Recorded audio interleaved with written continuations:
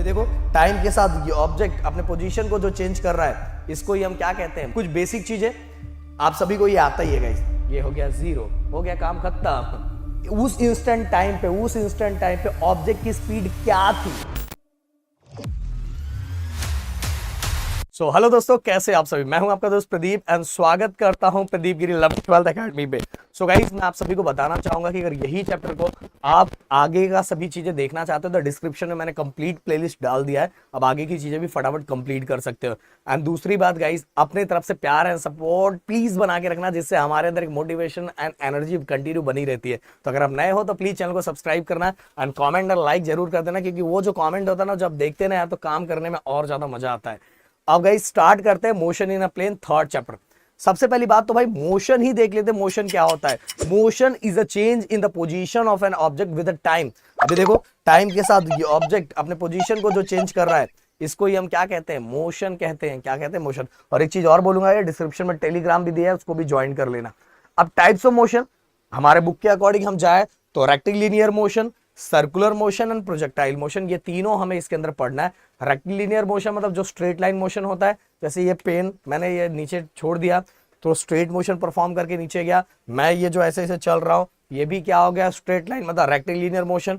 अब motion in a plane मतलब circular motion. Circular motion को क्या बोलेंगे हम सर्कुलर मोशन को भी इसके अंदर कवर करने वाले हैं। इसके बाद guys motion in a space मतलब प्रोजेक्टाइल मोशन। अब प्रोजेक्टाइल मोशन को भी समझने वाला है। प्रोजेक्टाइल मोशन के बारे में थोड़ा मैं बताऊं कि बैट से जो हमने बॉल को मारा तो बॉल इस तरह से कर्व पाथ ट्रैवल करके ऐसे ऐसे आगे बढ़ता है, जिसको हम डिटेल में आगे समझने वाले हैं, बट थोड़ी थोड़ी चीजें मैंने आपको बता दी। अब कुछ बेसिक चीजें आप सभी को ये आता ही है गाइस। डिस्प्लेसमेंट। डिस्प्लेसमेंट में आप सभी को पता है कि हम किसकी बात करते हैं? 2 पॉइंट की बात करते हैं, स्टार्टिंग पॉइंट और फिनिशिंग पॉइंट। स्टार्टिंग पॉइंट को दोस्तों यहां लिया गया है x1 और फिनिशिंग पॉइंट को लिया गया x2। ओके, डिस्प्लेसमेंट का आपने पढ़ा है, आपने बहुत पहले 9th स्टैंडर्ड में भी 9 क्या 8 से स्टार्ट कर दिया था। तो minimum distance between starting and finishing point, इसी को हम क्या बोलते हैं? डिस्प्लेसमेंट। और डिस्प्लेसमेंट एक तरह का लेंथ है, इसीलिए जो इसका यूनिट होता है वो मीटर होता है। ऐसा यूनिट मीटर होता है। और अगर मैं इसके डायमेंशन की बात करूं तो l1 होता है और बाकी क्वांटिटी क्या हो जाती है? 0 हो जाती है। क्लियर। अब चलते हैं अगला, पाथ लेंथ। पाथ लेंथ के बारे में अगर मैं आपको थोड़ा समझाना चाहूं, डिस्टेंस अगर आपको याद होगा 9th स्टैंडर्ड का, actual path travel by body. Okay, कि जो ऑब्जेक्ट है वो एक्चुअल पाथ कितना ट्रेवल करता है, वही हमारा क्या था? डिस्टेंस था। तो यहां पाथ लेंथ मतलब भी वैसा ही कुछ है। अब ये मान लो ए है, ये बी है, ये सी है।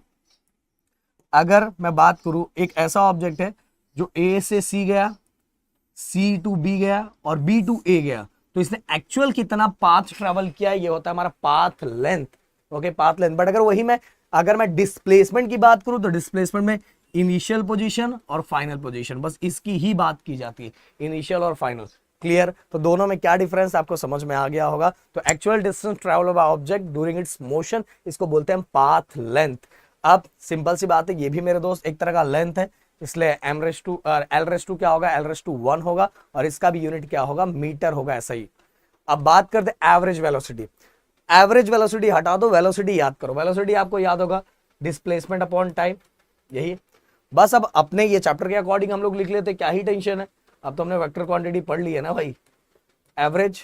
ओके, फिर इसका डिस्प्लेसमेंट अभी पढ़ा, इनिशियल देन फाइनल। डिस्प्लेसमेंट है, डिस्प्लेसमेंट वेक्टर क्वांटिटी होती है। फिर इसके बाद स्टार्टिंग टाइम और फिनिशिंग टाइम। ओके, ये दोनों को डिवाइड कर दो, आपका मिल जाएगा एवरेज वेलोसिटी। क्लियर।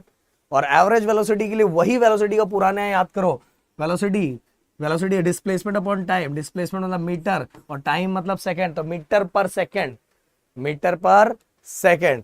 और अगर इसके डायमेंशन की बात करें हम, डायमेंशन तो ऑलरेडी मैंने आपको बहुत अच्छी तरीके से बताया यार। LMT मीटर, l1 पर सेकंड -1 और ये हो गया 0।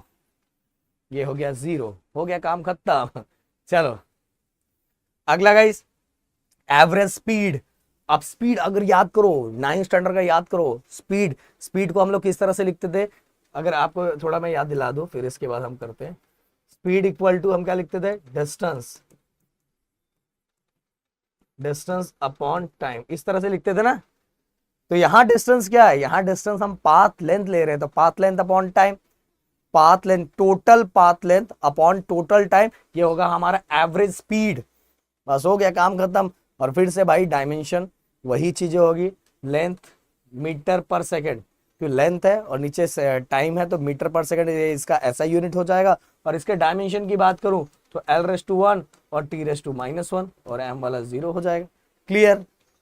अगला इंस्टेंटेनियस वेलोसिटी। भाई इसमें बच्चे बहुत ज्यादा कंफ्यूज होते हैं, बट मैं एक सिंपल सा एग्जांपल लेके आपको बताना चाहूंगा कि अगर मान लो मेरी बाइक लेके कोई ट्रैवल करके आगे जा रहा है, मैंने उसको उसी टाइम बोला भाई बता इस समय तेरा, इस समय तू मतलब उस टाइम का, अगर उस टाइम का मैंने उससे वेलोसिटी पूछा, उसी टाइम की वेलोसिटी पूछी, तो वो इंस्टेंट वेलोसिटी होगी।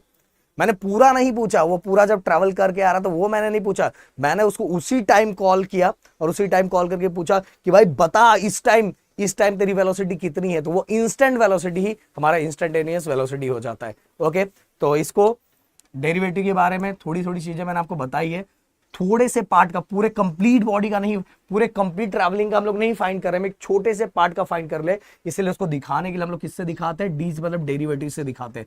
अब आप सभी को पता है कि वेलोसिटी का क्या होता है, डिस्प्लेसमेंट अपॉन टाइम होता है।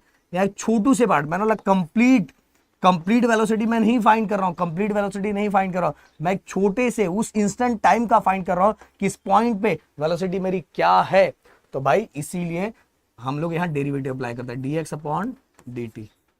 ओके, उस छोटू से टाइम में कितना कितना हमारा वेलोसिटी है वो हम फाइंड करते हैं, वही हमारा होता है इंस्टेंटेनियस वेलोसिटी। अब गाइस इसको लिमिट के भी फॉर्म में लिखा जाता है, लिमिट, और एकदम छोटू सा टाइम है तो delta T nearly equal to 0, time को एकदम 0 लिया जाता है। या तो इस तरह से भी आप लिख सकते हो, समझ में आया। अगर कोई भी छोटे पार्ट को हमें दिखाना है तो हम डेरिवेटिव लगा के उसको लिखते हैं dx अपॉन dt। अब फिर से गाइस, अब ये x अपॉन टी क्या, डिस्प्लेसमेंट अपॉन टाइम है ना, डिस्प्लेसमेंट अपॉन टाइम है, तो फिर से इसका यूनिट क्या होगा, मीटर पर सेकेंड। क्लियर, एकदम अच्छे तरीके से आप लिख सकते हो, कोई इसके अंदर इतना टेंशन नहीं है। अब आगे चलते हैं, अगला इंस्टेंटेनियस स्पीड। फिर से भाई वही चीज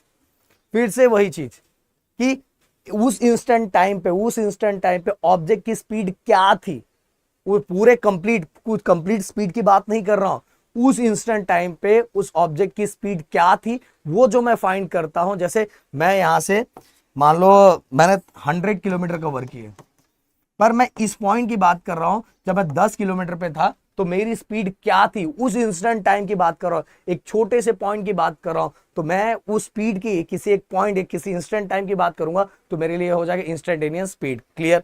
फिर से गैस उसके यूनिट की बात करूं तो मीटर पर सेकेंड होगा, और मीटर पर सेकेंड उसके यूनिट की बात करूं तो मीटर पर सेकेंड होगा, और अगर उसके डायमेंशन की बात करूं तो LMT, तो मीटर पर सेकेंड मतलब L⁻1 T⁻⁻1 और ये हमारा 0, सेम ऐसा ही। Okay, clear. अब चलो आगे, हाँ, ग्राफिकल स्टडी ऑफ मोशन। मैं इसको यहां आपको अच्छी तरीके से समझाना चाहूंगा, बुक में समझाना चाहूंगा। ये ग्राफिकल मेथड है ना, बहुत सारे बच्चे टेंशन लेते हैं, पर बिल्कुल टेंशन नहीं लेने का, प्रदीप सर है। पर मैं चाहता हूँ यार इसको अलग पार्ट में लेते हैं, यहाँ हमने इसको कंप्लीट किया, अलग पार्ट में हम ये ग्राफ की पूरी चीजें मैं अलग सेक्शन में समझा दूं, जिससे अगर आप सर्च करोगे तो आपके लिए ज्यादा अच्छा रहेगा। और बहुत सिंपल है ये, ऑलरेडी मैंने वीडियो बनाया, डिस्क्रिप्शन में आप जाके देख सकते हो अगर अभी आपको पढ़ना है। बट अलग पार्ट में करवाऊंगा तो कैसे कोई बच्चा अगर सर्च करेगा टॉपिक तो उसको डायरेक्ट मिल जाएगा। तो चलो मिलते हैं नेक्स्ट वीडियो में। Thank you so much guys, जय हिंद एंड जय महाराष्ट्र दोस्तों।